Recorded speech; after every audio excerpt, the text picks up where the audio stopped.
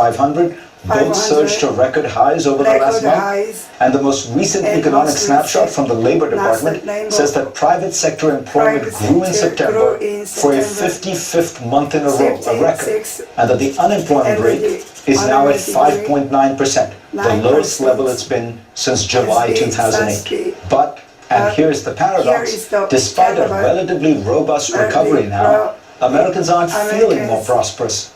In fact, 56% of Americans told the Pew Research Center in August that they are falling behind financially. That's pretty much the same percentage as in October 2008 during the heat of the Wall Street financial crisis. So why are so many despondent over the economy when the statistics say it's doing pretty well?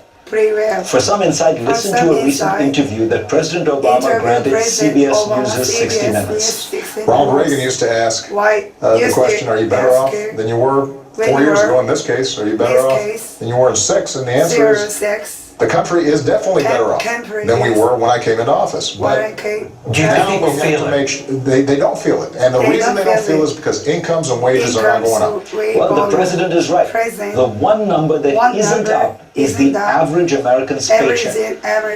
Look at this data from The Economist, which in turn cites Census Bureau and Sentier research data. It shows that during the first 6 years of Ronald Reagan's presidency, the U.S. economy grew by 22%, and the median household income also shot up by 6%. Fast forward to Bill Clinton's first 6 years in the Oval Office, and the nation's GDP grew by 24%, while median income increased 11%. Then it starts to turn. The first 6 years of George W. Bush's presidency saw 16% GDP growth, but a 2% decrease in median incomes. Likewise, the first 6 years of Obama's presidency have seen 8% GDP growth, coupled with a decline in median incomes, a 4% decline.